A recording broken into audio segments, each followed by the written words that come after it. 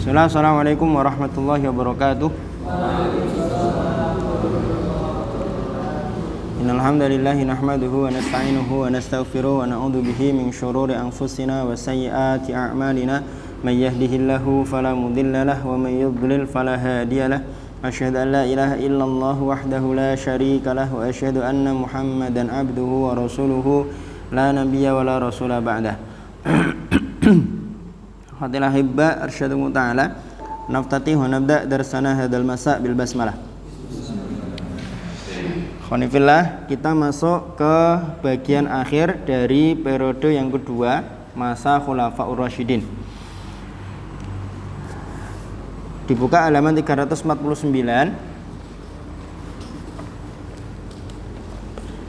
Sudah? Di situ ada judul sebab-sebab perbedaan dalam fatwa. Nah, kalau kita baca kandungan dari judul itu kurang lebih ya, kalau saya ringkas, yang pertama bahwa nas-nas yang dhonni menjadi satu di antara objek ijtihadnya para sahabat atau para ulama ketika itu. Lalu di masa itu kan ulamanya para sahabat, kan itu. Sebagaimana yang kemarin sudah pernah kita bahas bahwa nas-nas atau teks-teks dalam syariat itu ada yang sifatnya qat'i, ada yang sifatnya dhonni. Kalau yang qat'i tidak mungkin akan menimbulkan perbedaan pendapat. Kenapa? Karena sudah pasti maknanya. Kan gitu. Qat'i dalalah yang ditunjukkan oleh teks itu ya cuma satu. Akhirnya tidak bisa terjadi perbedaan pendapat. Nah, yang menimbulkan ada perbedaan pendapat atau perbedaan fatwa itu kalau ada satu teks tapi maknanya lebih dari satu. Yang ditunjukkan oleh teks itu tidak cuma satu arti, tidak cuma satu maksud. Bisa jadi ada dua atau tiga maksud. Nah, disitulah oleh karena nas-nas yang sifatnya dhonni ini akhirnya timbullah ada perbedaan fatwa, perbedaan ijtihad dalam memahami nas-nas yang dhonni ini. Kemudian ditambah lagi bahwa manusia itu berbeda dalam hal kemampuan, berbeda dalam cara memahami. Ada di paragraf ketiga itu, kata kuncinya di kemampuan sama cara memahami.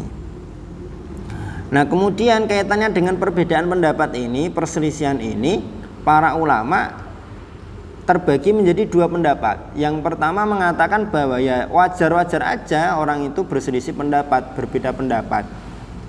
Didasarkan pada hadis ashabi kan nujum bi ayyihim iqtadaitum ihtadaitum. Para sahabatku itu seperti bintang-bintang. Dengan siapapun kalian mengikuti maka kalian akan mendapatkan petunjuk. Hanya saja hadis ini di takhrijnya itu setelahnya disebutkan bahwa status hadis ini adalah palsu, kan gitu. Kemudian ada juga satu hadis yang kalau kita baca di situ para ulama tidak mendapati sumber yang benar, ikhtilafur ummati rahmah, perselisihan umatku adalah rahmat. Nah, pendapat ini ditentang oleh kelompok yang kedua. Mereka mencela perselisihan dan berpecah belah. Kalau ikhtilaf umatnya Nabi Muhammad itu rahmat, berarti kan bersatunya tidak rahmat. Kalau perselisihannya itu rahmat, berarti kan persatuannya tidak rahmat. Ini kata kubu yang kedua.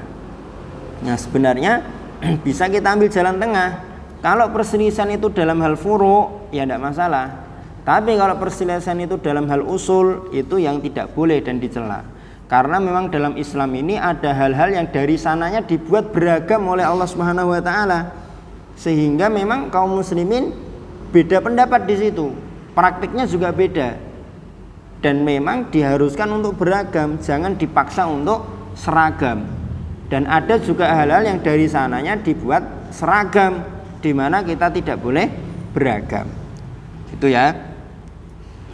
Nah, kemudian perselisihan di bidang furu' adalah wajar selama tidak didasari oleh hawa nafsu dan atau fanatisme. Kemudian di halaman 353 itu antum melihat ini beberapa judul kitab yang menerangkan, menjelaskan, membahas terkait dengan perselisihan pendapat. ada takhrijul furu' 'alal usul, raf'ul malam 'anil a'immatil a'lam, at-tamhid fi takhrijil furu' 'alal usul, al-insaf fi bayani asbabil ikhtilaf, ma la yajuz fihil khilaf bainal muslimin, asbabul ikhtilaf, asbabu ikhtilafil fuqaha, atharul ikhtilaf fil qawaid al-usuliyah fi ikhtilafil fuqaha, asbabu ikhtilafil fuqaha. Nah, itu nanti 8 kitab itu bisa antum koleksi, antum baca supaya lebih paham terkait dengan perselisihan pendapat di kalangan fuqaha. Begitu. Kemudian kita masuk ke sebab-sebab perselisihan para sahabat. Ada 3 sebab besar kenapa para sahabat berbeda pendapat atau berbeda fatwanya. Yang pertama ada di halaman 353, yang kedua ada di halaman 359, yang ketiga ada di halaman 365. Yang pertama, para sahabat berbeda-beda dalam memahami yang global di dalam Al-Quran. Ada kalimat-kalimat dalam Al-Quran itu yang global. Nah, para sahabat berbeda dalam memahami kalimat-kalimat yang global ini. Contohnya satu, ada lafal yang memiliki 2 makna. Contohnya apa? Quru, kan? Wal mutallaqatu yatarabbasna bi anfusihinna salasata quru. Sebagian ada yang memahami quru di sini adalah suci, sebagian ada yang memahami 3 quru ini adalah 3 kali haid, kan gitu. Kemudian yang kedua, contohnya adalah lafal atau kalimat yang di situ ada 2 kemungkinan dalam urutan. Contohnya ada di Al-Baqarah 226 sama 227. Ini kaitannya dengan ila, batasan ila. Fa in fa'u fa innallaha ghafurur rahim wa in azamut talaqa fa innallaha sami'un alim. Kemudian yang terakhir, yang ketiga, contoh dari kalimat yang global dalam Al-Quran adalah secara lahir, secara zahir ada 2 hal yang bertolak belakang. Karena ia masuk pada 2 hukum tersebut, 2 hal ini dalam satu hukum yang sama. Nah, sebenarnya padahal 2 hal ini ya satu kesatuan. Contohnya adalah iddah perempuan hamil, nah, kan gitu. Kalau ada seperti yang tadi pagi kita bahas, ada perempuan sedang hamil ditinggal mati suaminya, yang dipakai yang mana? Yang hamil atau yang wafat? Yang dipakai yang hamil, kan gitu. Kemudian menikahi ahlul kitab, ada ayat wala tankihul musyrikat, kan gitu. Tapi ada juga ayat wal muhsanatu minal ladzina utul kitaba min qablikum. Yang satu melarang secara umum, yang satu membolehkan menikahi ahli kitab. Sehingga para sahabat kemudian sebagian membolehkan menikah dengan ahli kitab, sebagian tidak membolehkan. Yang membolehkan pun di situ nanti mereka mencantumkan ada beberapa syarat. Yang penting ahli kitabnya itu yang pihak perempuannya, jangan ahli kitabnya yang laki-laki. Kenapa? Kalau menikah yang ahli kitabnya yang laki-laki, nanti yang perempuan ikut sama laki-laki. Di antaranya kan gitu. Ini bisa jadi judul skripsi ini, menikahi ahli kitab. Apakah orang-orang Kristen hari ini tuh masuk ahli kitab atau tidak? Apakah orang-orang Yahudi hari ini masuk ahli kitab atau tidak? Kan itu. Kalau misalkan mau dibahas lebih rinci, katakanlah terjadi pernikahan dengan perempuan ahli kitab, nanti status anaknya ikut agama ibunya atau ikut agama bapaknya, kan gitu. Nah, itu nanti kajiannya akan jeru. Tahu jeru nggak? Dimas tahu jeru ya? Rocky yang nggak tahu kayaknya. Jeru itu dalam banget. Nah, jeru. Yang kedua, sebab perbedaan fatwa atau pendapat di kalangan sahabat. Para sahabat berbeda dalam mendengar penjelasan dari Rasulullah, mempelajari dan usaha memahami sunnah. Bentuk-bentuknya atau contoh-contohnya apa? Satu, ada kasus di mana satu sahabat mendengar penjelasan dari Rasulullah, mendengar hukum atau fatwa dari Rasulullah, sedangkan sahabat yang lain tidak. Nah, ini kan akhirnya kemudian akan terjadi perbedaan pendapat, kan seperti itu. Ketika satu sahabat ditanya tentang satu perkara, dia belum pernah mendengar penjelasannya, kemudian sahabat yang lain pernah mendengar penjelasannya. Nah, seperti itu. Contoh-contohnya ada itu di halaman 39, nanti bisa antum baca. Contoh yang kedua, hukum atau hadis sudah sampai pada seseorang, hanya saja timbul keraguan pada orang tersebut. Ini contohnya adalah seperti Fatimah binti Qais yang diragukan oleh Umar bin Khattab. Ya, Fatimah binti Qais ini membawa satu keterangan bahwa perempuan yang sudah ditalak 3 tetap mendapatkan nafkah. Tapi oleh Umar bin Khattab tidak diambil karena beliau meragukan Fatimah binti Qais. Kemudian para sahabat menyaksikan Nabi melakukan sesuatu. Jadi para sahabat melihat Nabi melakukan sesuatu bareng-bareng nih. Jadi mendengar sama, menyaksikan sama, tapi sebagian menganggapnya sebagai bentuk ibadah. Sebagian menganggap, oh Nabi melakukan ini berarti ibadah.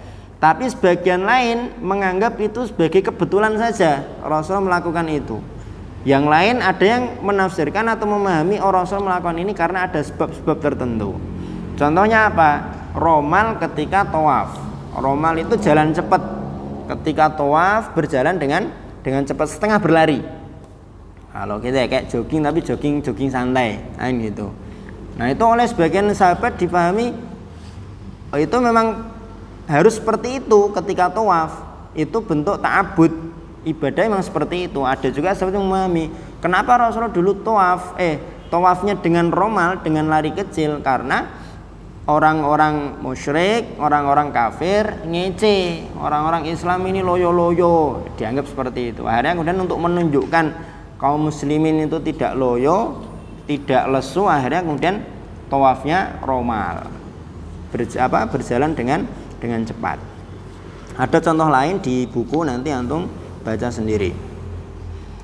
Juga karena perbedaan sudut pandang, yaitu tadi memang perbedaan sudut pandang dalam memahami aktivitas yang dikerjakan oleh Rasulullah. Seperti hajinya Rasulullah itu sebagian sahabat menganggap hajinya haji qiron, ada yang menganggap hajinya haji tamatu, ada lagi yang mengatakan hajinya adalah haji ifrad.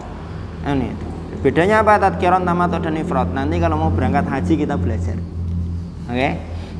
Yang maksudnya kita pelajari hari ini pun kan, ya satu belum akan kita pakai, dua banyak istilah-istilah yang nanti kita akan terlalu batak untuk memahami istilah itu.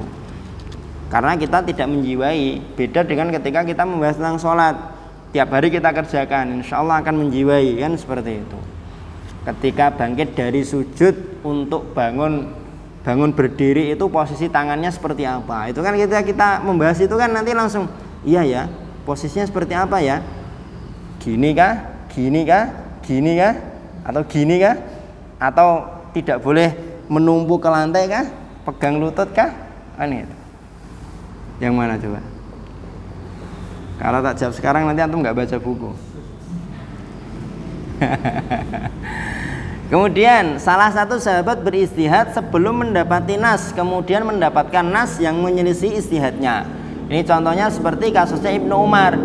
Ibnu Umar itu memerintahkan atau berfatwa untuk perempuan agar melepas ikat rambutnya ketika mandi, kan gitu. Nah kemudian didengar oleh Ibunda Aisyah. Ibunda Aisyah kemudian kaget, loh Ibnu Umar ini gimana? Saya dulu tuh mandi bareng dengan Rasulullah tanpa melepas ikat rambut, dan oleh Rasulullah tidak ditegur apa-apa, yang penting disiram. Paham ya maksudnya ya? Kan gitu. Akhirnya kemudian fatwanya diralat oleh Ibnu Umar, jelas. Begitu. Kemudian yang berikutnya, yang kelima, contoh dari perbedaan di kalangan sahabat kaitannya dengan mendengar penjelasan, mempelajari dan memahami sunnah adalah beristihad untuk menyatukan Al-Quran dan sunnah karena makna yang muktabar. Jadi ada teks dalam Al-Quran, ada teks dalam hadis, kemudian ada kasus, kandungan dalam Al-Quran dan kandungan dalam hadis itu ingin digabungkan, ingin dikomparasikan supaya nanti bisa menjadi solusi atas satu kasus yang terjadi. Nah, di sini contohnya adalah kaitannya dengan musyarakah. Musyarakah ini kasus ketika ada saudara kandung, saudara seibu, saudara seayah, sama-sama menjadi ahli waris, kan gitu. Kalau mengacu pada kaidah-kaidah faraid, nanti anak yang kandung bisa jadi tidak mendapatkan warisan. Nah, maka akhirnya kemudian disatukan. Kemudian ada fatwa yang menyebutkan bahwa ya jadi satu, nanti saudara seibu dengan saudara kandung itu jadi satu, sama-sama mendapatkan warisan. Kurang lebih seperti itu. Kemudian yang ketiga, ijtihad para sahabat berbeda-beda dalam permasalahan yang tidak ada nasnya. Apa aja contohnya? Contohnya di sini banyak sekali. Enggak banyak ya? Satu ya? Oh, satu ya. Contohnya satu, ternyata enggak banyak. Contohnya satu adalah kasus Ghorawiyah atau sering disebut dengan Umariyataini. Kenapa disebut Umariyataini? Karena fatwanya Umar terkait dengan kasus ini. Nah, dia ada dua bentuk atau dua kemungkinan. Ketika seseorang meninggal dunia, ahli warisnya cuma istri, bapak, ibu, atau seseorang meninggal, ahli warisnya suami, bapak, ibu. Kan itu. Kalau berdasarkan hukum faraid, ketika yang ditinggal mati itu istri, bapak, dan ibu, maka istri dapat seperempat, ya kan? Seperempat kalau tidak punya anak, kan? Ibu dapat sepertiga, bapak dapat sisanya. Sisanya lebih sedikit dari jatahnya ibu. Padahal kan prinsipnya tidak boleh seperti itu. Laki-laki jatahnya itu 2 kali lipat jatahnya perempuan. Akhirnya kemudian diputuskanlah ibu ini jatahnya adalah 1/3 sisa, bukan 1/3 seluruh warisan. Paham? Jadi seluruh hartanya dikasih ke istri dulu 1/4, sisanya yang 1/3 untuk ibu. Sisa dari 1/3, 2/3-nya untuk bapak, sehingga jatahnya bapak lebih banyak dari ibu. Itu nanti akan dipelajari lebih lanjut dan lebih rinci ketika membahas tentang ilmu faraid. Berikutnya, memastikan kesahihan dalam periwayatan. Nah, walaupun Rasulullah sudah wafat, kemudian di masa Khulafaur Rasyidin ini menghajatkan untuk menyelesaikan banyak kasus, tapi para sahabat tidak bermudah-mudah dalam meriwayatkan hadis. Bahkan para sahabat itu betul-betul menekan bagaimana caranya supaya periwayatan hadis itu tidak banyak. Kenapa? Karena ingin fokus terlebih dahulu terhadap Al-Quran. Bahkan beberapa sahabat yang diutus ke kota-kota itu, ke Kufah, ke Basra itu oleh Umar bin Khattab, diberi wasiat supaya tidak terlalu banyak meriwayatkan hadis, fokus pada Al-Quran. Bahkan pada taraf Abu Bakar dan Umar bin Khattab radhiyallahu anhuma itu, kalau ada sahabat yang berkata qala Rasulullah, maka langsung diminta untuk menghadirkan seorang saksi. Saksimu mana? Bahwa kamu betul-betul pernah mendengar itu dari Rasulullah. Sampai seperti itu. Bahkan di sini juga kalau antum baca di contoh-contoh riwayatnya itu kan ada siapa? Sahabat Ibnu Mas'ud, kalau tidak salah ingat saya tadi baca itu. Sahabat Ibnu Mas'ud itu paling menekan supaya tidak terlalu banyak mengatakan atau meriwayatkan Rasulullah bersabda demikian, Rasulullah bersabda demikian. Karena betul-betul menjaga supaya tidak masuk dalam hadis man kadzdzaba alayya muta'ammidan falyatabawwa maq'adahu minan nar. Makanya kan kemudian nanti di masa atau di periode berikutnya kita akan mendapati bagaimana para ulama itu betul-betul ketat sekali kaitannya dengan periwayatan hadis. Ada perawi kan, ini katanya dia punya hadis mau diriwayatkan, dilihat dulu, diobservasi dulu. Iya, diobservasi, dilihat kan. Itu. Kok dia konangan misalkan membohongi kucing, pus, sini pus, tak kasih makan pus. Tapi datang nggak dikasih makan, itu udah cacat. Iya, udah cacat. Keluar rumah nggak pakai sandal, oh jelas cacat. Apalagi pakai celana pendek di atas lutut lagi, udah itu rampung itu. Periwayatannya nggak akan diterima kan itu. Atau kelihatan ke pasar jajan makan di warung, udah itu sampai seperti itu. demi dalam rangka menjaga keaslian dan kemurnian hadis. Makanya kalau ada banyak orientalis yang mengatakan bahwa hadis-hadis yang ada itu karangannya para sahabat lah atau apa, itu karena memang sengaja ingin meragukan, membuat ragu kaum muslimin terhadap ajarannya. Dan tugas kita sebagai para penuntut ilmu untuk menjelaskan kepada umat bahwa hadis yang sekarang sampai pada kita itu prosesnya tidak semudah orang ngirim pesan WhatsApp. Tidak asal orang boleh jiplak ngomong itu tidak bisa. Betul-betul ada syurut yang harus dipenuhi, kan gitu. Itu kemudian istihad pada periode ini. Hukum fikih yang ada pada periode ini antara 4. Yang pertama, hukum yang sumbernya adalah nas-nas yang qot'i subut dan qot'i dalalah. Di sini pasti para sahabat tidak akan berbeda pendapat. Kenapa? Karena subutnya qot'i, dalalahnya juga qot'i. Yang kedua, hukum yang sumber-sumbernya adalah nas-nas doni subut dan doni dalalah. Nah, yang kedua ini membuka peluang para sahabat untuk berbeda pendapat. Yang ketiga, yang sumbernya adalah ijma'. Kemudian yang terakhir, hukum-hukum yang tidak ada nas dan ijma' tentangnya. Nah, jelas kalau yang keempat ini sangat berpotensi untuk menimbulkan perbedaan pendapat. Contoh-contohnya ada di halaman 372. Ada di halaman 372 itu nomor 1, contohnya adalah terkait dengan janin. Terkait dengan janin. Kalau bahasa kita hari ini aborsi, ada seorang perempuan dengan sengaja menggugurkan janinnya. Nah, itu hukumnya bagaimana? Umar bin Khattab ditanya tentang ini.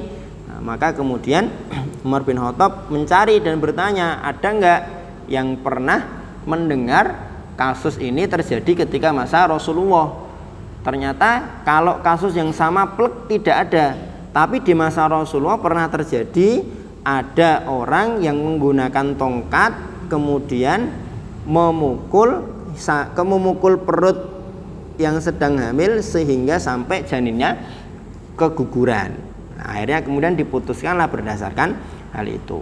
Kemudian contoh lain adalah ada seorang laki-laki menikahi seorang perempuan, tapi laki-laki ini meninggal sebelum menggauli istrinya.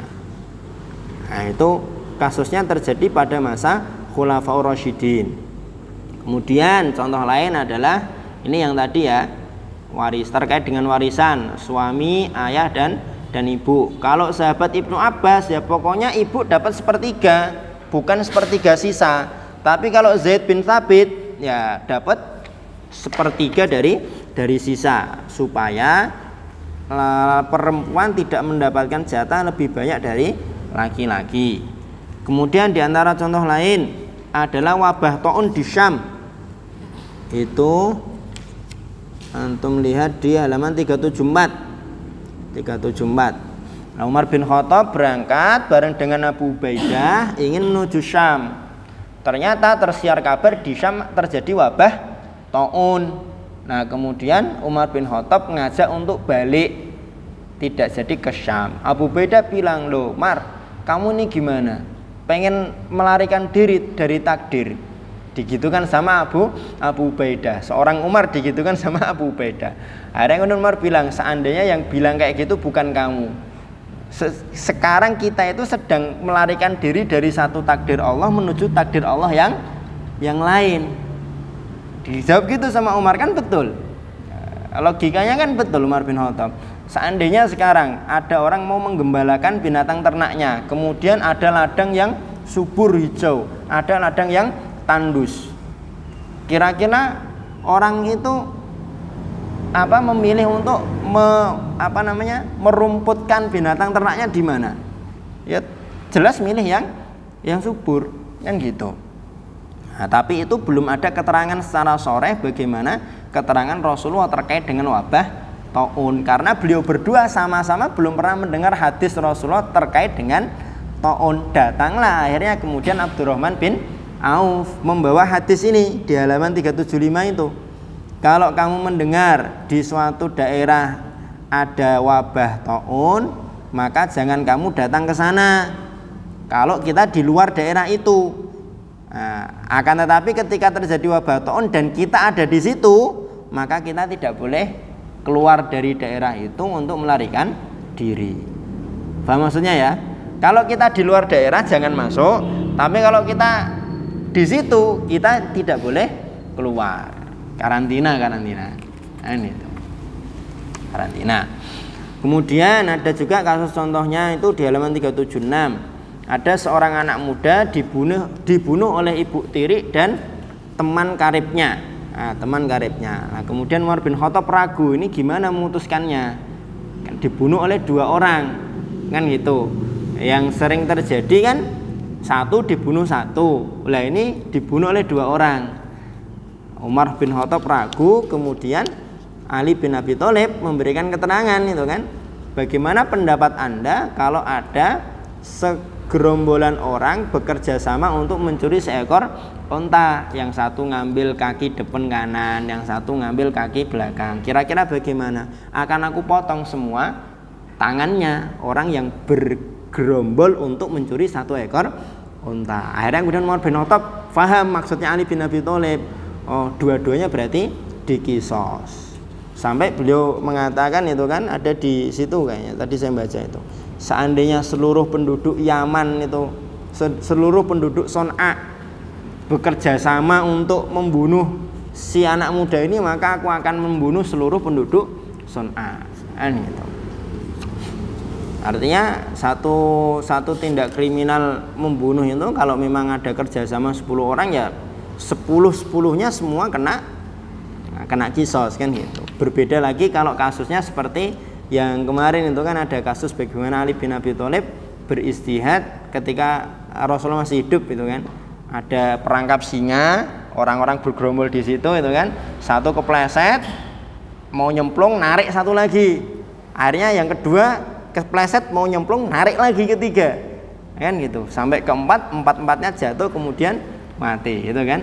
Akhirnya kemudian Ali bin Abi Thalib di situ kan memutuskan ada yang jatahnya 1/3, ada yang setengah, ada yang 3/4, ada yang diatnya full itu. Nah, kalau yang sudah selesai baca mesti ingat ya. Ada kan kasusnya itu kan. Nah, itu diantara contoh-contoh istihadnya para sahabat. Berikutnya, menyatukan celaan terhadap logika dan beramal dengannya. Jadi kalau kita baca itu di halaman 380. Prinsipnya berdasarkan ayat, ini ayat yang sudah sangat populer ya, kita hafal semua insyaallah. Ya ayyuhalladzina amanu atiullaha wa atiur rasul wa ulil amri minkum. Biasanya yang jadi IST itu, jadi OSIS itu, ini jadi dalil andalan ini. Kalau ada andoknya yang mujawiz ya, mujawiz apa marjuk. Kalau melanggar ada kelas yang bangkang itu biasanya dikeluarkan. Ati Allah wa atiur rasul wa ulil amri minkum. Dia mengangkat dirinya sebagai ulil amri. Masa lalu ya. Berdasarkan ayat ini maka disimpulkan bahwa menaati Allah dan Rasulullah itu hukumnya mutlak wajib. Apapun yang diperintahkan, apapun yang dilarang wajib ditaati. Kenapa? Karena sama-sama menggunakan kata-kata ati'u di depannya. Ati'ullah wa ati'ur rasul. Berbeda dengan ulil amri. Ulil amri itu setelah huruf wawu di situ tidak ada lafal ati'u.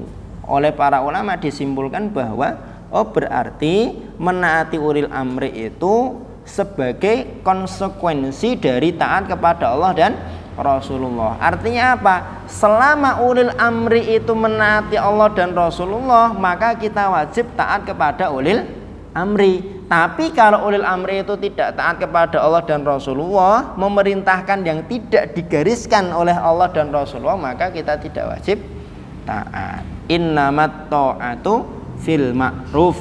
Kan gitu. Ketaatan itu hanya ada pada perkara yang ma'ruf. Kan gitu. Bahkan asatid di pondok, kalau ada asatid yang memerintahkan sesuatu yang menyelisihi aturan Allah dan Rasulullah, jangan ditaati. Jangan ditaati. Kan gitu. Sehingga kalau kita refleksikan pada diri kita, antum sebagai calon ustadz antum sebagai calon para murabbi jangan sampai nanti memerintahkan sesuatu yang tidak ada dalam Al-Qur'an, tidak ada dalam hadis. Wah, ya terserah saya lah. Saya ini kan murabbi. Saya ini kan ustadz.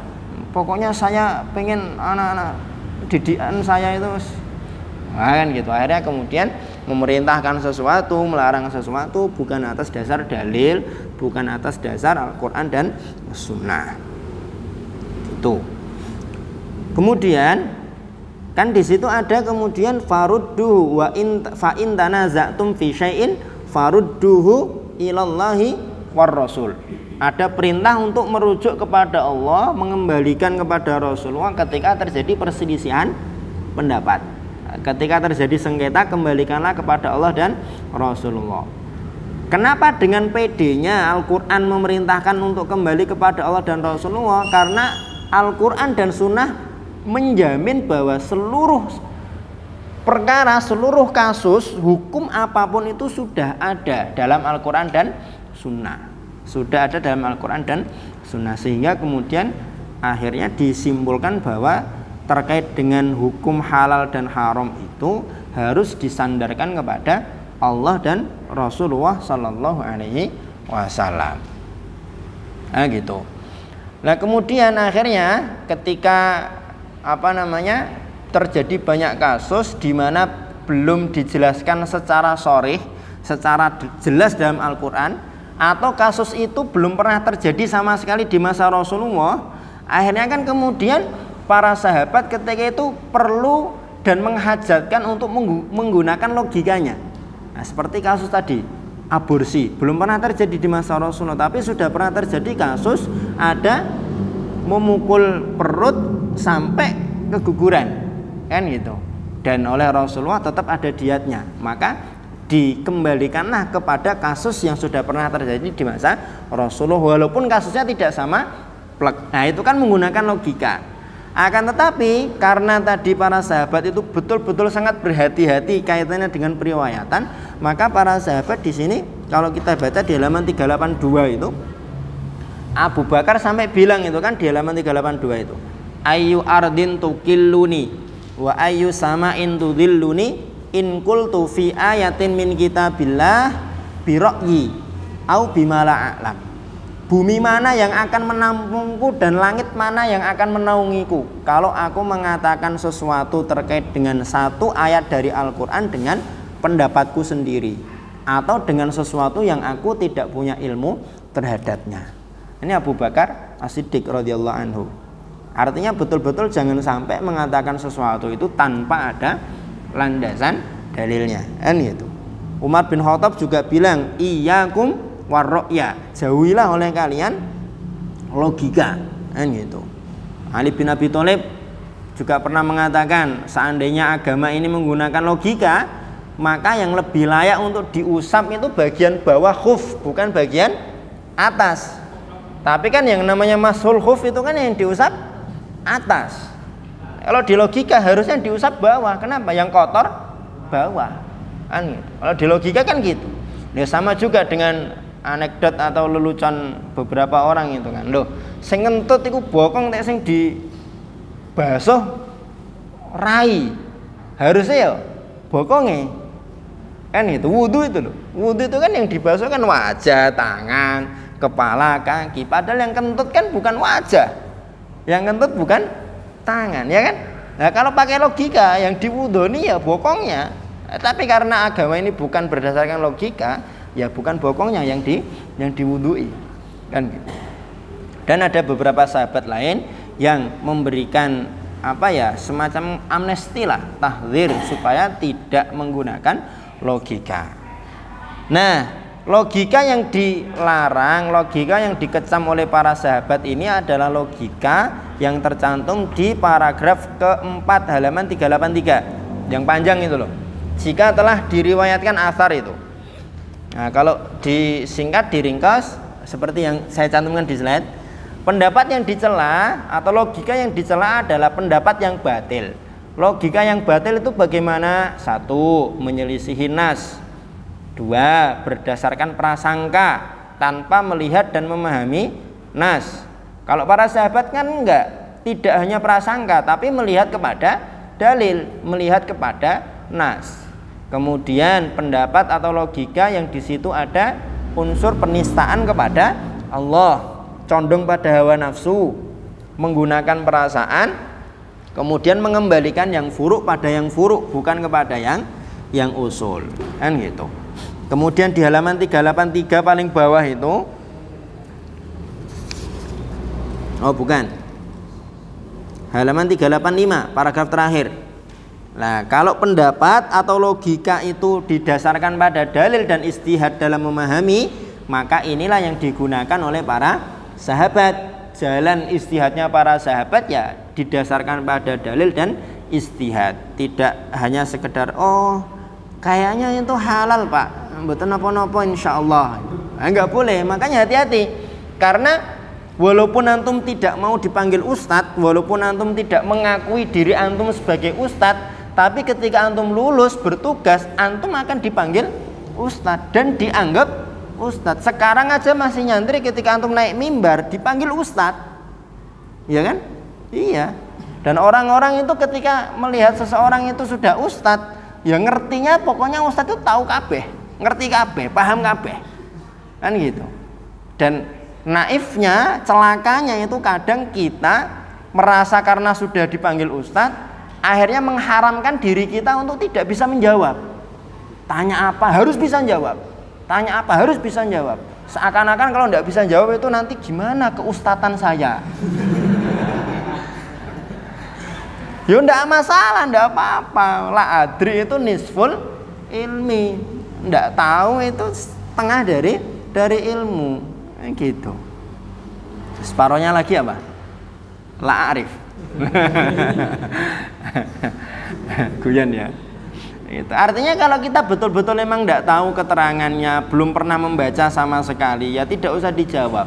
Mboten ngertos Pak, mboten ngertos Bu, mangke kula waos malih kitabe. Gitu. Nanti saya baca lagi bukunya, saya cari pendapat para ulama terkait dengan hal itu. Kecuali kalau memang betul-betul kita pernah mendengar ada ustadz mungkin, atau kita pernah membaca hadis tertentu mungkin, ya sudah. Kita jawab berdasarkan apa yang sudah kita ketahui. Itu karena bahaya sekali kalau sampai kita berfatwa atau menjawab sebuah pertanyaan di situ ada mengandung unsur halal atau haram. Begitu. Bekicot niku pripun Ustaz? Halal napa mboten? Bekicot. Bekicot atau bekicot ya? Ada yang pernah makan bekicot? Nek bekicot apa pernah? Enak? Oh, udah lupa. Bekicot sama kiong itu sama nggak? Beda ya, itu beda. Kalau kata swike itu gimana swike? Ya?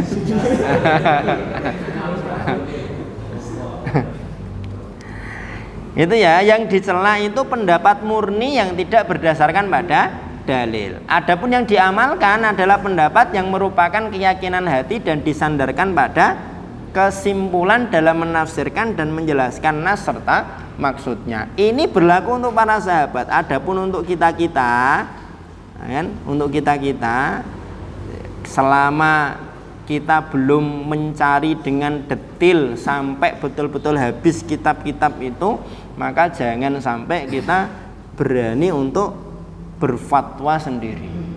Karena hampir seluruh persoalan itu sudah ada fatwanya di kalangan para ulama, kan gitu kan. Kalau kita melihat ke kitabnya Syekhul Islam Ibnu Taimiyah aja, majmu' fatwanya beliau itu berapa?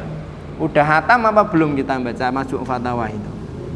Itu baru satu ulama segini itu majmu' fatwa itu, belum nanti fatwa Lajnah Daimah segini juga itu, belum fatwa As-Subki, belum nanti kitab-kitab fikih yang lain, Al-Majmu' Syarhul Muhadzabnya Imam Nawawi itu segini itu. Walaupun tidak semuanya ditulis oleh beliau, separuhnya kurang lebih. Dan itu sudah lengkap memuat mazhab Syafi'i ada di situ, bagaimana Maliki, Hambali dan Hanafi. Al-Mabsutnya Sarkhosi dari mazhab Hanafi itu juga segini itu. Itu sudah lengkap persoalan fikih dari bab Thaharah sampai membahas tentang perbudakan. Dan hampir kasus-kasus yang di masa itu belum terjadi itu sudah dibayangkan oleh para fuqaha. Dalam rangka apa? Supaya nanti generasi setelah saya itu sudah ada jawabannya. Kan gitu. Ada seorang faqih dari kalangan Syafi'iyah itu kan yang menyebutkan dalam kitab apa? Fathul Mu'in kalau tidak salah, saya lupa kitabnya. Intinya gini, kalau misalkan terjadi seorang sholat membawa najis di mana najis itu terbungkus sesuatu yang suci, maka sholatnya tidak sah karena dia terhitung membawa najis. Ketika itu kan bagaimana proyeksi gambaran seseorang membawa najis terbungkus dengan sesuatu yang suci, kan gitu. Nah, dan sekarang ternyata banyak kita dapati kan sesuatu yang najis terbungkus oleh sesuatu yang suci. Kelihatannya suci tapi ternyata dalamnya najis. Apa? Pampers. Ya kan? Ketika dilihat, dipegang itu enggak basah. Artinya enggak ada air seninya itu enggak terasa di tangan. Bahkan ketika dia mohon maaf BAB, ada fesesnya di situ, kita pegang juga enggak jijik ya. Kan? Karena tersimpan di dalam. Kan gitu. Nah, dan faktanya hari ini kan banyak kaum muslimin yang sholat sambil gendong anaknya, ya. Padahal anaknya itu pampersan, dalamnya ada, ya entah ada atau tidak, tapi kan ketika kita menyebut anak pakai pampers kan mesti pikiran kita dalamnya ada, iya kan? Ada antara pipis atau BAB-nya, ada pupnya, kan gitu. Itu sudah dibahas oleh ulama sekian puluh atau sekian ratus tahun sebelumnya, kan gitu. Makanya tinggal kita mau apa enggak untuk baca, mau apa enggak untuk nyari. Kalau emang kesulitan untuk baca yang Arab-Arab, ketik aja di Google. Hukum memakan bekicot, muncul nanti ada jawabannya. Loh, Google itu bisa kita jadikan sebagai ladang untuk thalabul ilmi. Yang penting kita bisa memilih dan memilah sumbernya, kan itu. Ada website-website yang memang kredibel ketika dia menyimpulkan sebuah hukum betul-betul diambilkan dari berbagai kitab. Iya, tidak masalah. Lalu beberapa kali saya pribadi kalau ngisi materinya dari website, Syekh Shalih Al-Munajjid itu kan dari website. Kalau saya ambil dari Islamco itu kan dari website, bukan dari kitab, ya di website. Tapi materi-materi beliau bagus, diambilkan dari berbagai kitab, kan gitu. Jadi tidak semua isi internet itu buruk, enggak. Ya memang seperti pisau bermata dua katanya ya. Bisa jadi internet itu menjerumuskan kita ke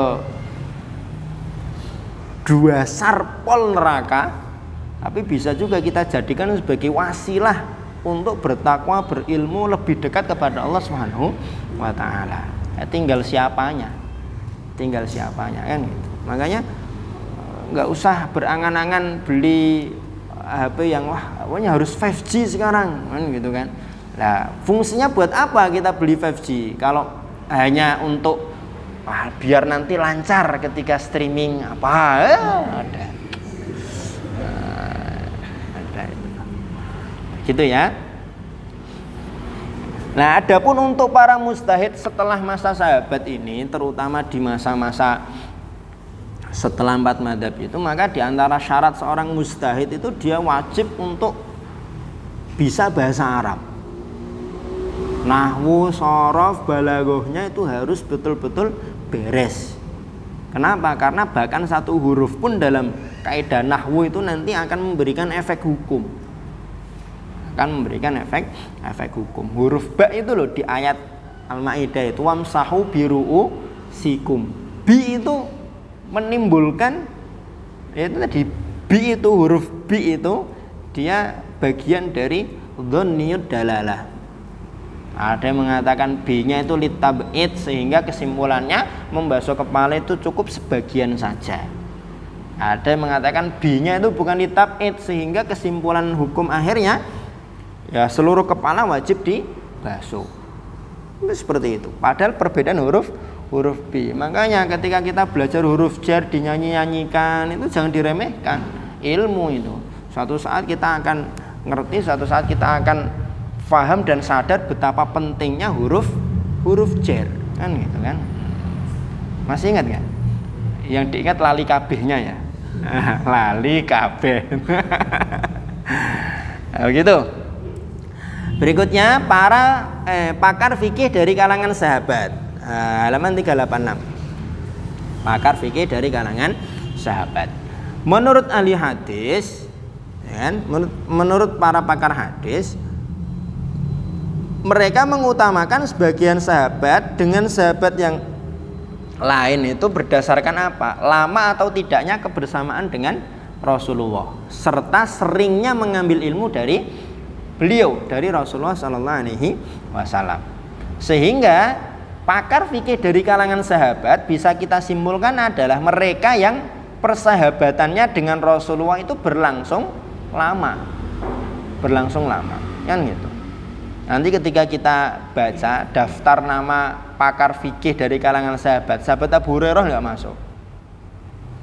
Padahal periwayatan hadis beliau paling banyak, tapi tidak masuk dalam kategori pakar fikih. Yang masuk Abu Bakar, Umar. Yang riwayat hadisnya justru malah tidak sebanyak riwayat sahabat Abu Hurairah. Kenapa? Karena sekelas Abu Bakar itu kan dari sejak awal sekali Rasulullah diutus itu sudah membersamai Rasulullah, sehingga pola fikirnya Rasulullah, tingkah lakunya beliau, bagaimana Rasulullah menyikapi sebuah kasus, sebuah keadaan itu betul-betul mendarah daging pada diri Abu Bakar. Begitu juga dengan sahabat-sahabat lain yang kebersamaannya, persahabatnya dengan Rasulullah itu berlangsung lama. Tentunya juga melalui pengamatan dan pengambilan ilmu dari Rasulullah, kan gitu. Kemudian dikatakan oleh Ibnul Qayyim Al-Jauziyah bahwa ahli fatwa dari kalangan sahabat itu ada 130 orang atau lebih, atau bahkan lebih. Dari sekian ribu sahabat itu yang pakar fikih 130. Jadi tidak semua sahabat itu pakar fikih dan ahli fatwa, hanya beberapa sahabat tertentu. Dari 130 itu dibagi menjadi 3 kelompok. Ada kelompok sahabat atau ada kelompok pakar fikih dari kalangan sahabat itu yang paling banyak berfatwa. Ada yang fatwanya pertengahan, ada yang fatwanya sedikit, kan gitu. Nah, yang dicantumkan di buku kita ini adalah para sahabat yang paling banyak fatwanya. Di antara mereka adalah Umar bin Khattab, Ali bin Abi Thalib, Abdullah bin Mas'ud, Aisyah radhiyallahu anha, Zaid bin Thabit, Abdullah bin Abbas, sama Abdullah bin Umar radhiyallahu anhuma. Kita baca sekilas-sekilas ya. Sahabat Umar bin Khattab. Wah, sahabat Umar bin Khattab ini kalau kita baca biografi beliau, kita cari kitab yang membahas tentang beliau itu mungkin 1 bulan tidak habis kitab-kitab yang membahas khusus tentang Umar bin Khattab.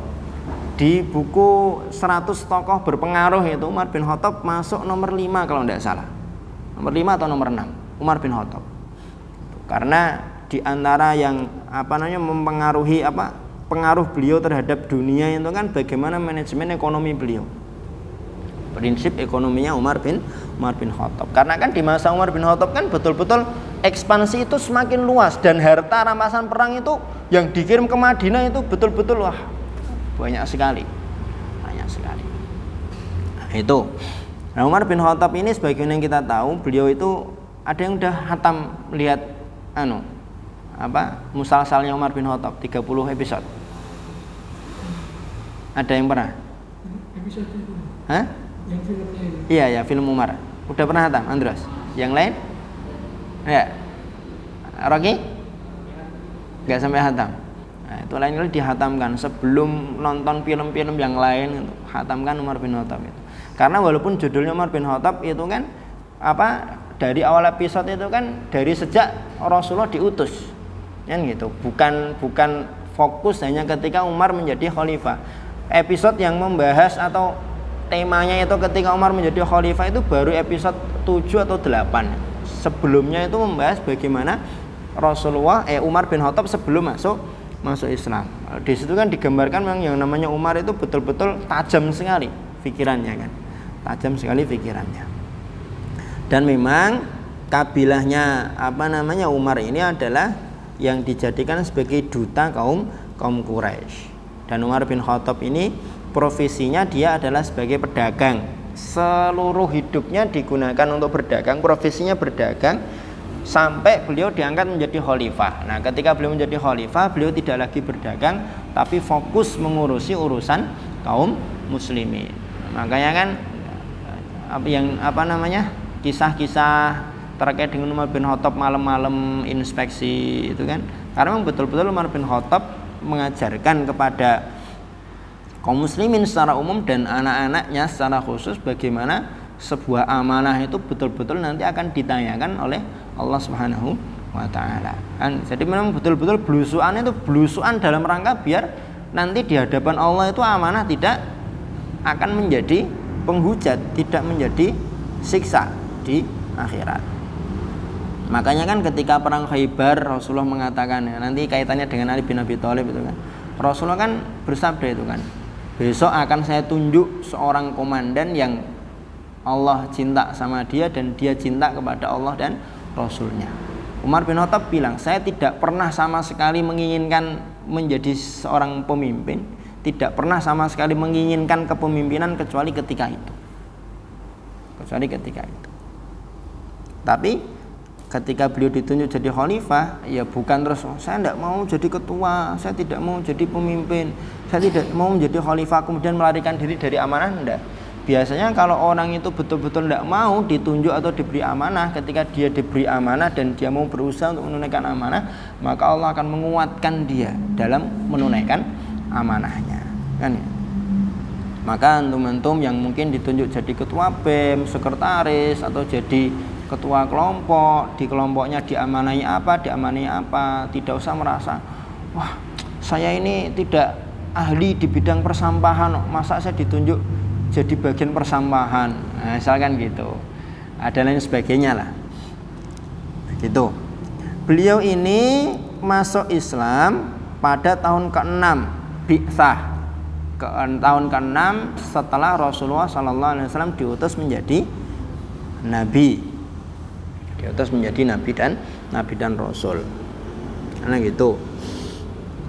Ketika itu jumlah kaum muslimin tidak lebih dari 30 atau 40 orang, dan kaum muslimin ketika itu masih bermarkas di rumahnya Arqam bin Abil Arqam, Al-Arqam bin Al-Arqam Al-Mahzumi, di sini ditulisnya seperti itu.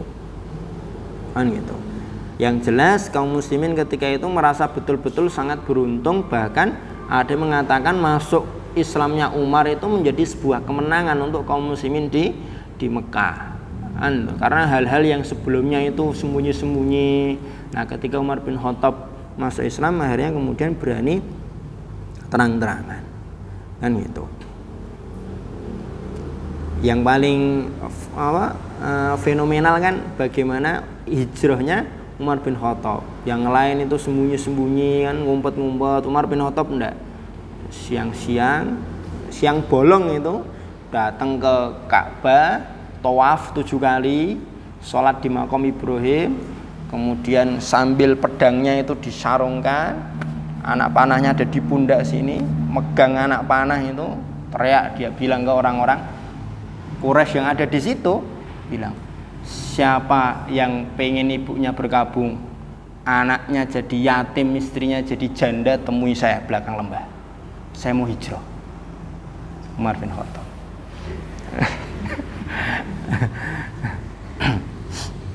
Dan memang ini sesuai dengan doanya Rasulullah kan, beliau berdoa itu di halaman 388 itu kan doanya kan, muliakanlah Islam dengan salah satu dari 2 laki-laki, Umar bin Khattab atau Amr bin Hisham. Amr bin Hisham ini siapa? Abu Jahal. Umar bin Khattab ini adalah orang yang memang punya pandangan yang tajam, firasatnya kuat. Bahkan beliau sendiri kan cerita, ada 3 hal yang Allah Subhanahu wa taala sepakat dengan saya, kata Umar bin Khattab. Nanti anda bisa baca tuh di halaman 389 390 kan. Beliau pernah mengusulkan kepada Rasulullah untuk menjadikan Maqam Ibrahim sebagai tempat sholat.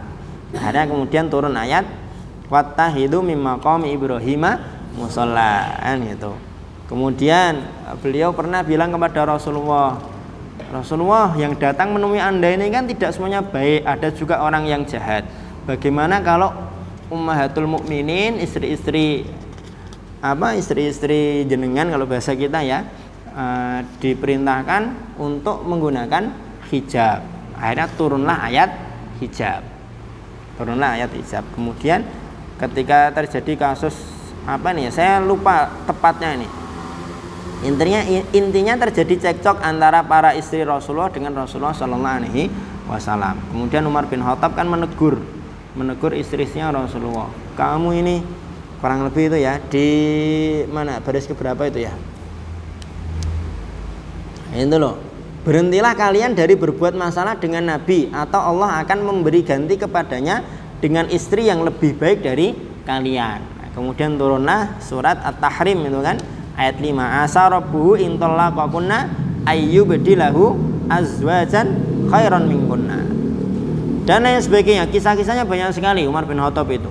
Kaitannya dengan istihad dan fikih ya. Tawanan perang Badar itu kan juga usulannya Umar bin Khattab untuk dipenggal saja. Kemudian Rasulullah mensolati Abdullah bin Ubay, gembong munafik Madinah. Itu kan Umar bin Khattab kan istilah ya ngasih masukan, menegur atau bukan ya, pokoknya mengingatkan kepada Rasulullah. Ini dia itu orang munafik Rasulullah, masa jenengan menyolati orang munafik. Kemudian turunlah ada ayat itu, wala tusalli ala ahadin minhum mata abada, dan lain sebagainya. Singkat kata, akhirnya Umar hijrah ke Madinah bareng dengan Rasulullah di Madinah dan para sahabat yang lain, ikut berbagai peperangan. Rasulullah wafat, beliau menjadi penasihat utamanya atau menteri utamanya Abu Bakar sampai beliau diangkat menjadi khalifah. Kemudian beliau meninggal dibunuh oleh Abu Lu'lu'ah. Ini orang berkebangsaan Persia kalau yang pernah saya baca itu. Budaknya Al-Mughirah bin Syu'bah. Beliau wafat pada tahun 23 Hijriah. Menjabat menjadi khalifah sepanjang 10 tahun setengah bulan, 10,5 tahun. 10,5 tahun. Yang kedua Ali bin Abi Thalib. Nah, Ali bin Abi Thalib ini juga malah sejak beliau kecil selalu bersama dengan Rasulullah, karena beliau dengan Rasulullah itu apanya? Sepupu, kakak adik kalau bahasa kita sekarang yang kakak adik. Dan orang-orang Arab itu kan sepupu ya udah kayak kakak adiknya sendiri, udah seperti kandung, memang akrab sekali kan. Beliau ini lahir 10 tahun sebelum bi'tsah. Bi'tsah itu usia Rasulullah berapa? 40. Nah, kalau lahirnya 10 tahun sebelum bi'tsah berarti selisih usia dengan Rasulullah berapa? 20 tahun. Selisih usia beliau dengan Rasulullah adalah 20 tahun. Lahir 10 tahun sebelum masa bi'tsah. Artinya ketika Rasulullah diutus itu usia beliau berapa? 10 tahun. Beliau ini mengikuti semua peperangan Rasulullah SAW kecuali pada perang Tabuk. Jadi semua perangnya Rasulullah itu diikuti oleh Ali bin Abi Thalib. Dan di antara yang menjadikan beliau ini sangat istimewa adalah beliau menikah dengan putrinya Rasulullah, Fatimah radhiyallahu anha. Jadi memang 4 khalifah ini nepotisme banget sama Rasulullah. Kenapa? Abu Bakar itu mertuanya Rasulullah, Umar mertuanya Rasulullah, Ali mantunya Rasulullah, Utsman mantunya Rasulullah. Jadi 4 khalifah ini keluarga Rasulullah sendiri. Kalau boleh dikatakan nepotisme, ya ini nepotisme yang sangat afdol kayak seperti ini. Kan gitu. Itu hadis-hadis atau keterangan yang menerangkan tentang kemuliaan atau keutamaan Ali bin Abi Thalib ini sangat banyak sekali. Kenapa? Karena yang diserang oleh orang-orang Rafidhah itu kan memang banyak sekali orang-orang Rafidhah yang memalsukan kaitannya dengan Ali bin Abi Thalib. Makanya kemudian orang-orang yang Syiah banyak meriwayatkan bagaimana sifat-sifat Ali bin Abi Thalib.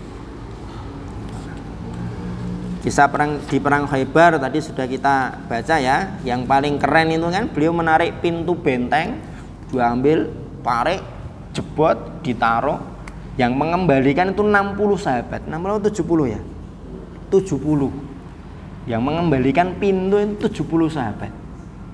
Dibedol sendiri sama Ali bin Abi Thalib. Makanya memang Ali bin Abi Thalib itu fighter betul. Memang beda dengan Utsman bin Affan. Kalau Utsman bin Affan kan beliau kan pedagang, lemah lembut kan gitu kan. Beda dengan Ali bin Abi Thalib. Kan gitu. Banyak sekali di antara keutamanya juga adalah Umar itu mesti kalau mau memutuskan sesuatu ya harus ada Ali di situ. Kan gitu. Beliau akan merasa ayem, tentrem kalau ada Ali ketika memutuskan sebuah perkara. Dan lain sebagainya. Kemudian ditutup usia beliau pada tahun 35 Hijriah. Pada tahun 35 Hijriah. Beliau menjabat sebagai khalifah 4 tahun 8,5 bulan. Beliau dibunuh oleh utusan orang Khawarij. Kemudian Abdullah bin Mas'ud ini adalah sering diejek oleh orang-orang Quraisy karena pekerjaannya adalah mengembala kambing. Suatu ketika beliau bertemu dengan Rasulullah dan Abu Bakar. Nah, Rasulullah menyampaikan Al-Quran. Abdullah bin Mas'ud ini kemudian takjub kagum. Akhirnya kemudian dia resign dari gembala kambing. Kambingnya dikembalikan, kemudian beliau ngikut Rasulullah Sallallahu Alaihi Wasallam. Beliau ini adalah orang yang disabdakan oleh Rasulullah, siapa yang ingin membaca Al-Quran sebagaimana Al-Quran itu diturunkan, maka hendaknya dia membaca kepada Ibnu Ummi Abd. Ibnu Ummi Abd adalah Abdullah bin Mas'ud radhiyallahu anhu. Kan gitu. Banyak kisah-kisah beliau sampai akhirnya kemudian beliau meninggal di Madinah pada tahun 32 Hijriah.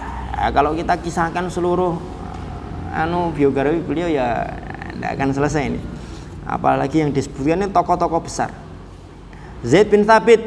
Zaid bin Thabit ini adalah orang yang ketika perang Badar itu tidak diizinkan untuk ikut sama Rasulullah. Kenapa? Karena dianggap masih kecil.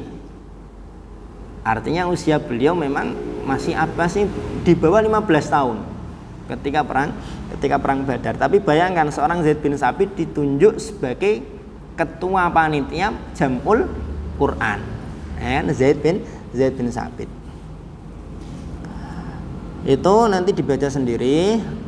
Kalau diantara sabda Rasulullah terkait dengan Zaid bin Thabit ini ya, afrodukum Zaidun, yang paling mengerti ilmu waris diantara kalian adalah Zaid. Kemudian Abdullah bin Umar bin Khattab radhiyallahu anhuma. Beliau lahir pada tahun ketiga setelah bi'tsah. Berarti ketika setelah bi'tsah. Tadi Umar bin Khattab masuk Islamnya tahun 6 setelah bi'tsah ya. Betul ya? Kayaknya 6 tadi. Ya, tahun ke-6 setelah bi'tsah. Berarti ketika Umar bin Khattab masuk Islam, Abdullah bin Umar usianya 3 tahun. Dibawa hijrah oleh Umar bin Khattab, dibawa hijrah ke Madinah. Ya enggak toh,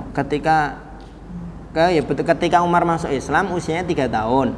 Tapi ketika hijrah kan berarti usianya sudah berapa itu berarti?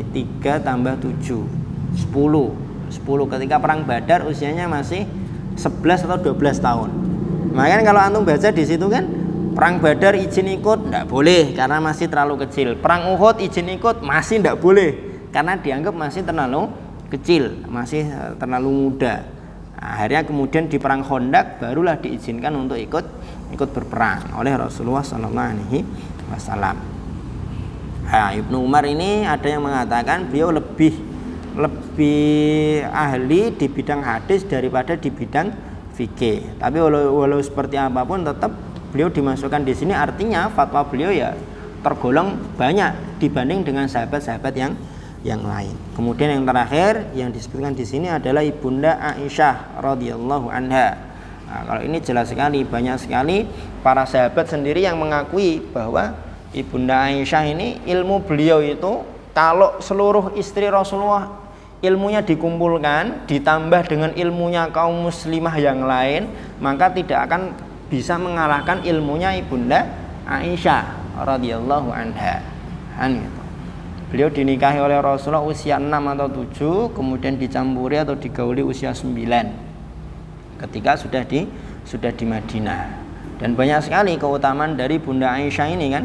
Rasulullah wafat di pangkuan beliau, di rumah atau di kamar di biliknya Ibunda Aisyah. Dan banyak sekali hadis-hadis yang tidak mungkin ada orang lain bisa tahu ilmu itu kalau bukan lewat perantara Ibunda Aisyah. Kan gitu. Ya, mandinya Rasulullah. Nah, itu siapa yang bisa tahu? Kan gitu. Yang mandi satu bejana dengan Rasulullah itu ya Ibunda Aisyah radhiyallahu anha. Ada satu lagi, siapa itu namanya? Ummu Salamah atau siapa atau Hafsah, saya lupa. Nah, gitu. Tapi hadis-hadis terkait dengan itu kan yang bisa meriwayatkan ya istri beliau Ibunda Aisyah radhiyallahu anha. Begitu. Ikhwati fillah, ikhwati talabar syadukun ta'ala. Selesailah kemudian masa atau periode yang kedua ini, masa Khulafaur Rasyidin, dengan berpindahnya kekhalifahan dari atau diserahkannya kekhalifahan dari Hasan bin Ali bin Abi Thalib kepada Muawiyah bin Abi Sufyan. Dan dengan memulainya Muawiyah bin Abi Sufyan sebagai khalifah, maka dimulailah lembaran sejarah Islam dari bentuk yang sebelumnya itu sistem khilafah beralih ke sistem atau model monarki kerajaan. Kenapa kok disebut dengan monarki kerajaan? Kalau dalam hadis kan mulkan adon, ya kan? Mulkan adon, mulkan jabarin. Kerajaan, kenapa kerajaan? Karena kekhalifahan itu dari Muawiyah kemudian ke anaknya Yazid, dari Yazid nanti ke anaknya lagi namanya Muawiyah. Gitu. Kalau anaknya nggak ada atau belum layak untuk menjadi khalifah, nanti ke pamannya. Nanti dari pamannya ke anaknya pamannya, kalau nanti keturunan yang awal tadi sudah layak, kembali lagi ke keturunan awal. Bani Umayyah. Kurang lebih nanti Bani Umayyah itu 1 abad kurang lebih. Nanti dilanjutkan Abbasiyah, itu masih mulkan semua. Lah berarti bukan sistem khilafah, Ustaz. Ya, sistemnya sistem Islam yang diterapkan syariat Islam, hanya saja bentuk negaranya kerajaan. Paham ya? Kalau Indonesia kan republik, sistemnya demokrasi, kan gitu. Beberapa negara ada yang modelnya kerajaan, sistemnya demokrasi, kan gitu. Ketika itu khilafah, sistem atau syariat yang diterapkan hukumnya hukum Islam. Ketika Bani Umayyah, Bani Abbasiyah modelnya kerajaan, tapi yang diterapkan sistemnya sistem Islam, sistem khilafah. Nah, itu juga masih menjadi perbincangan, apakah khilafah itu sistem atau bentuk negara. Nah, itu nanti bisa dikaji jadi skripsi itu. Banyak bahan untuk antum jadi bahan skripsi itu. Kalau terakhir yang kita baca di media sosial itu, di cuitannya Prof. Mahfud MD itu, beliau mengatakan khilafah itu sistem buatan manusia, sistem buatan ulama. Kata beliau seperti itu. Itu nanti bisa antum kaji, betulkah sistem khilafah buatan manusia? Nah, kira-kira betul nggak buatan manusia? Dasarnya apa? Jangan asal salah, jangan asal betul, kan gitu. Begitu teman-teman yang dirahmati Allah Subhanahu wa taala. Sebelum saya tutup, mungkin ada yang mau disoal, ditanyakan, silahkan. Ya. Hah? Diat itu ganti dari kisos. Kurang lebih ya, kalau disederhanakan diat itu denda. Jadi gini, misalkan ya ada terjadi kasus pembunuhan A dan B. A membunuh B, ya kan? A membunuh B. Si A harusnya wajib dikisos karena membunuh B, kecuali keluarganya B memaafkan. Nah, kalau keluarganya B memaafkan, maka si A tidak dikisos tapi wajib membayar diat. Wajib membayar diat. Diatnya berapa? 100 ekor unta kalau saya tidak salah ingat. Termasuk nanti ketika mungkin misalkan terjadi perkelahian sampai kemudian yang satu gigit telinga temennya sampai betul-betul maka nanti boleh satu telinga itu dibalas dengan telinga si yang gigit atau dibayar menggunakan diat, ganti dari telinganya tidak digunting maka bayar diat. Gitu ya. Nanti ada definisi lughatan wa syar'annya, terminologi, etimologinya ada. Nanti insya Allah akan kita bahas mendalam, lebih rinci maksudnya ketika kita mengkaji matan Abi Syuja, insya Allah. Makanya nanti Al-Miftahnya segera kita selesaikan. Nanti setelah Al-Miftah kita Abi Syuja, insya Allah. Fadal, ada lagi? Ya. Besok berarti lihat Rit, halaman berapa Rit? Saya enggak hafal, saya bagi tapi saya enggak hafal. Kurang lebih 50-an, berarti yang 400 berapa ini? 469. 541. Oh, guyon to Rit. Ya, betul lah. Betul 469. 469. Berarti besok pagi-pagi kita bahas ya secukupnya lah. Ini kita baca bagaimana periode yang ketiga junior sahabat sampai senior tabi'in.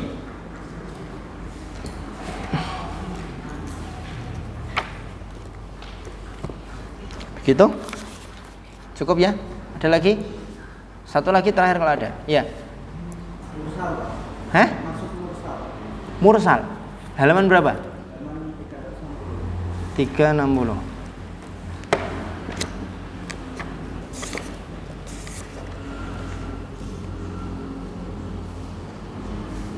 Gimana sih? Yang atas.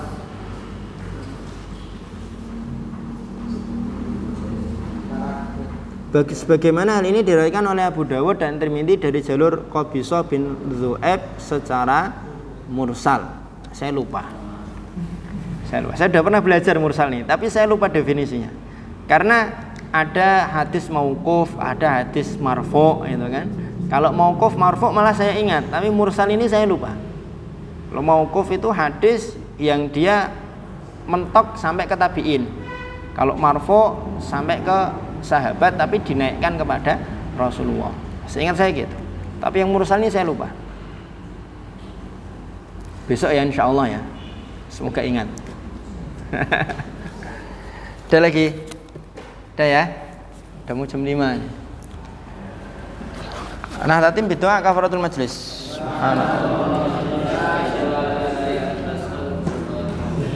Walhamdulillahirabbil alamin. Assalamualaikum warahmatullahi wabarakatuh.